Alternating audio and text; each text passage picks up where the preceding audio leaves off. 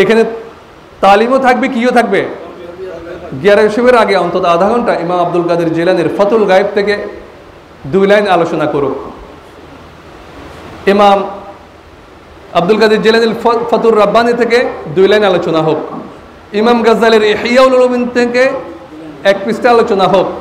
ইমাম আব্দুল করিম আল হাউজানি আল কুশাইরি থেকে রাসালাতুল কুশাইরিয়া থেকে 1 পৃষ্ঠা আলোচনা হোক, যেখানে তালিমও থাকবে, কিও থাকবে, তারবিয়াও থাকবে।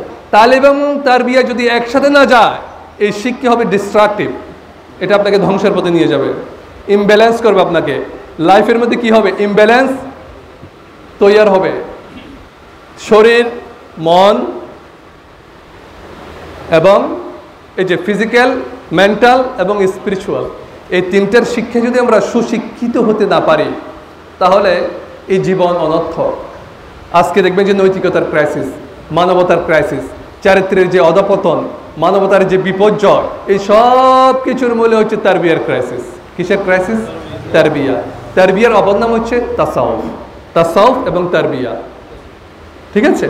তাসাউফ এবং তারবিয়া। তারবিয়া একটু স্পেসিফিক, তাসাউফ হচ্ছে ইন জেনারেল। তাসাউফ ইজ এ নলেজ, এটা ব্রাঞ্চ অফ নলেজ, জ্ঞানের একটা শাখা। আর তারবিয়া ওই শাখার মধ্যে একটা পার্ট হচ্ছে কি? তারবিয়া। তো আমাদের এই সমাজে তরবিয়তের ক্রাইসিস। তরবিয়তের, আমরা যে তরবিয়ত দেয় তাকে বলি মুরব্বী, তাকে কি বলে? যে তালিম দেয় তাকে বলি কি? মুআল্লিম। মুআল্লিম আর মুরব্বী। এখন তো মুরব্বী বলি হচ্ছে যে কি আছে বয়স্ক, তারে কই, তাই না? যে বয়স্ক তারে কি কই? মুরব্বী। তো মুরব্বী এক দৃষ্টিকোণ থেকে এইভাবে বলি যে তার স্ত্রী আছে, সন্তান আছেন, নাইনাতকুর আছে, এই জন্য কি ও ওদের লালন পালন করে, এই জন্য কি বলি? মুরব্বী বলি। প্রকৃতি মুরব্বী হচ্ছে যে অন্তরে চাষ করে, যে অন্তর কি করে? জমি যেভাবে চাষ করে, মুরব্বী অন্তর কি করে? চাষ করে। কৃষক জমিতে আগাছা উপড়ে ফেলে, মুরব্বী মুর্শিদ অন্তরের খারাপ দিকগুলো মুরিদ থেকে এভাবে কি করে ফেলেন? উপরে। এই জন্য সোহবত দরকার। ওয়াকুনু মা সাদিকিন, সাদিকিনদের সাথে সোহবত এখতিয়ার করতে হবে, সৎ মানুষদের সাথে থাকতে হবে, আউলিয়া কিরামদের সাথে থাকতে হবে। তা না হলে আপনার অন্তরের মধ্যে কুপ্রভাব প্রতিষ্ঠিত হবে, আপনার এই জীবন বিফলে যাবে। এই সোনার জীবন কিসে যাবে? বিফলে যাবে। যেটাকে আপনি সাকসেস মনে করছেন, সফলতা মনে করছেন, আসলে ওটা কি না, সফলতা। সফলতা থাকবে হচ্ছে অন্তরে। এই অন্তরের কোনো কি নাই? মৃত্যু। বডির মৃত্যু আছে, অন্তরের কি নাই? মৃত্যু নেই। হিসাব হবে বডির উপর না অন্তরের উপর? অন্তরের উপর। এই অন্তরকে টেক কেয়ার করতে হবে, এই অন্তরের পবিত্রতা রক্ষা করতে হবে। অন্তর যদি পবিত্র না হয়, অন্তর যদি পবিত্র না হয়, তাহলে আপনার জীবন পবিত্র হবে না, আপনার জবান পবিত্র হবে না, আপনার চোখ পবিত্র হবে না, আপনার কান পবিত্র হবে না, যদি অন্তর পবিত্র না হয়। আর অন্তর অসুস্থ হয়ে যায় প্রতিনিয়ত। কোনো খারাপ দেখেছি, খারাপ শুনেছি, খারাপ বলেছি, সব কিছুর কারণে অন্তর কি হয়ে যাচ্ছে? কলুষিত হয়ে যাচ্ছে। অন্তর হচ্ছে একটা আয়নার মতো। অন্তর কিসের মতো? একটা পবিত্র অন্তর, একটা স্বচ্ছ অন্তর একটা আয়নার মতো। আমরা ছোটবেলায় আয়নাকে সূর্যের দিকে ধরে একটা রিফ্লেকশনটা অন্ধকারে ফেলেছি। করেছেন না কাজটা? অনেকে করছেন না? আপনারা করেন না মনে হয়। সূর্যের দিকে আয়না ধরিয়ে রে, এটা রিফ্লেকশনটা, প্রতিবিম্বটা আমরা অন্ধকারে মানুষের চেহারার মধ্যে ফালাইতাম। আপনারা ফালাইছেন না? হ্যাঁ। তো এই আয়নাটা যদি অপবিত্র হয়, আয়নাটা যদি কলুষিত হয়, এটা কি রিফ্লেক্ট করবে?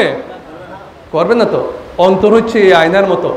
অন্তরটা যদি অপবিত্র হয়ে যায়, তাহলে আপনার জীবনে অপবিত্র হবে, আপনার জীবনে ঈমানের রিফ্লেকশন পড়বে না। আর অন্তর যদি পবিত্র হয়, আপনার জীবনে ঈমানের রিফ্লেকশন পড়বে। অন্তর যদি অপবিত্র হয়, এটা শক্ত হয়ে যায়। কি হয়? তো শক্ত হয়ে গেলে মুসিবত কি?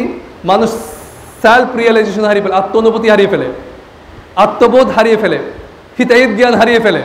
আছে না আপনার আশেপাশে অনেকেই? ধরেন আমি একজন মানুষ, ওইখানে আরেকজন মানুষকে খুন করতেছে ছুরি দিয়ে, ওইটা দেখে আপনি এখানে অস্থিরতা ফিল করছেন, কিন্তু একই আত্মা তো ওই মানুষটারও আছে।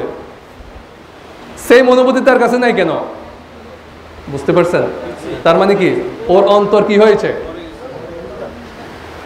শক্ত হয়েছে, রোগাক্রান্ত হয়েছে, অপবিত্র হয়েছে, যার ফলে সে হিদায়াত জ্ঞান কি করেছে, হারিয়ে ফেলেছে, সেলফ রিয়ালাইজেশন হারিয়ে ফেলেছে, আত্ম উপলব্ধি হারিয়ে ফেলেছে, আত্ম অনুভূতি হারিয়ে ফেলেছে, যেটার মধ্যে কোনো প্রেম নেই, কোনো ভালোবাসা নেই, কোনো দয়া নেই। ওমা আরসালনাকা ইল্লা রাহমাতাল লিল আলামিন। কোনো মুসলিম যদি উগ্র দেখেন, কোনো মুসলিম যদি কট্টর দেখেন, মনে রাখবেন সেখানে রাসূল রাহমাতুল লিল আলামিনের রহমতের কি পড়ে নাই, ছিটা ফোটাও পড়ে নাই।